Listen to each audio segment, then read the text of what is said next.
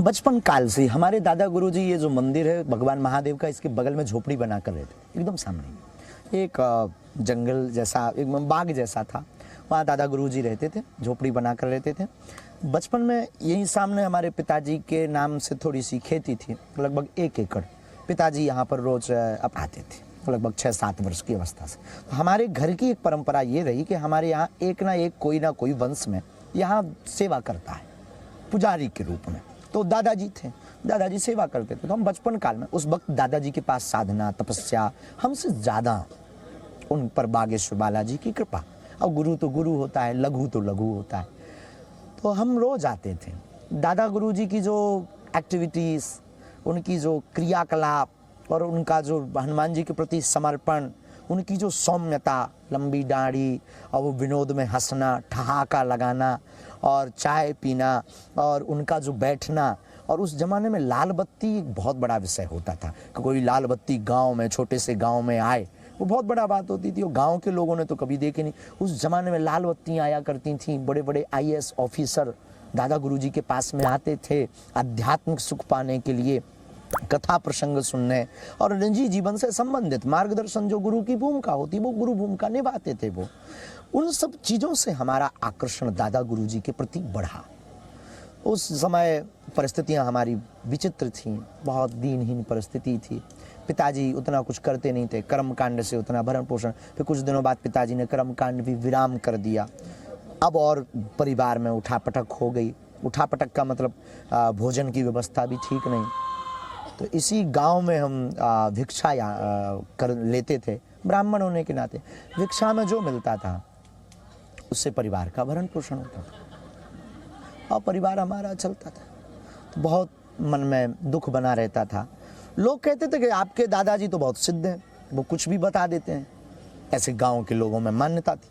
और वो पुजारी भी, तो बात भी सत्य थी, उसमें कोई किंतु परंतु भी नहीं था। एक दिन हम भी 9-10 साल, थोड़ा सा होश, तो घर की वो परिस्थिति, वो छोटा सा कमरा, वो भी कच्चा कमरा, वो भी वो माँ की एक साड़ी पहने देखना, हमसे छोटी एक बहन, हमसे छोटा एक भाई, और उनकी पढ़ाई के लिए त्यौहार आ जाए तो हम उनको भोजन भी नहीं करवा पाते थे और वो ठीक से कपड़े भी नहीं पहनते थे। और बच्चे बहुत खुशियाँ मनाते थे त्योहारों पर। उनको देख कर के एक मन ही मन, एक जो बड़े होने के नाते, हम घर में बड़े थे, पीड़ा हुई। और ये भी ईश्वर की एक कृपा थी।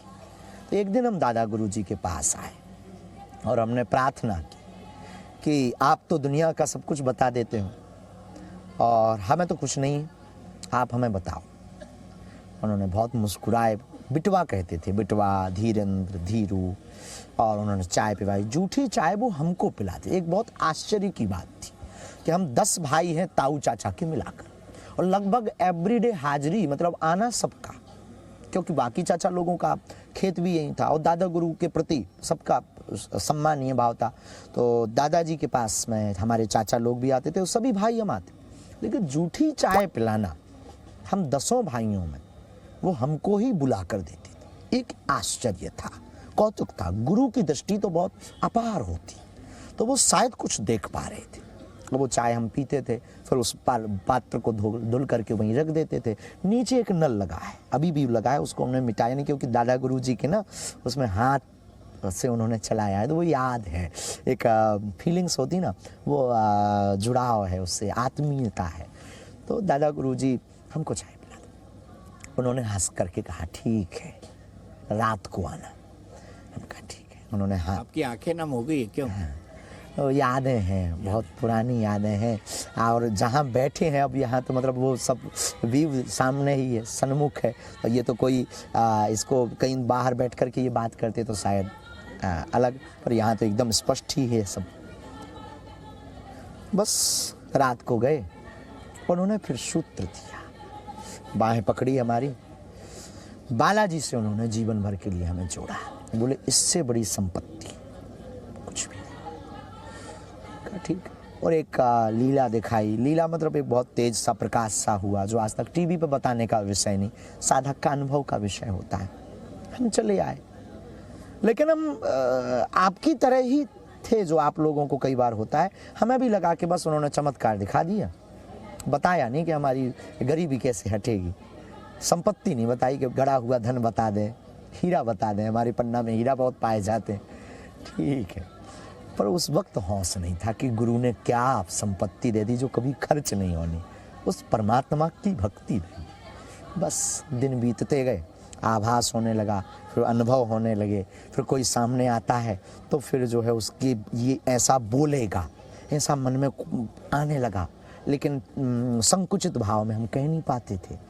लेकिन वो आके बताता था कि हमारा नाम ये, तो हमें लगता था यार ये तो हमें पता था, हमने क्यों नहीं पहले कह दिया। हमने गुरुजी को भी बताया, वो बहुत हंसे, उन्होंने कुछ उपाय बताए, हनुमान चालीसा पढ़ो, विधान बतलाए, उनको किया। फिर साधना की, तपस्या की, हवन किया, उनकी सेवा खूब की।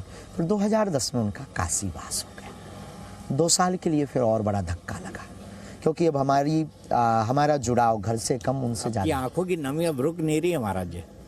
बहुत ज़्यादा प्रेम था हमारा, फिर वो जुड़ाव हमारा उनसे बहुत ज़्यादा हो गया, बहुत ज़्यादा। फिर बस काशी में उनको इच्छा मृत्यु। अच्छा। काशी में उन्होंने पहले ही कह दिया था कि हम काशी में शरीर छोड़ेंगे। और जब अंतिम समय शरीर का छोड़ने का आया, गुरु तो आज भी हमारे साथ हैं वो, लेकिन शरीर छोड़ने का समय आया तो 2-4 दिन यहाँ इंतज़ार किया। तब ताऊ चाचा लोगों ने, हमने सबने निर्णय किया कि काशी में ही शरीर को त्यागें। तो हम सब काशी में मणिकर्ण का घाट पर 15 दिन तक दादा गुरुजी वहाँ एक धर्मशाला में रहे। 15 दिन बाद जब पितृपक्ष लगा तो पितृपक्ष की परमा को सुबह 6 बजे तो सूर्य की लालमा आती जा रही, उस महापुरुष का शरीर पूर्ण हुआ। उस बुद्ध पुरुष महापुरुष की देन है कि हमको हनुमान जी की साधना, जीवन जीने की कला, बात करने का ढंग और जीवन को कैसे जीना चाहिए, मतलब सीधी सी बात, हनुमान जी को मिलवाने का श्रेय उन महापुरुष को है। अब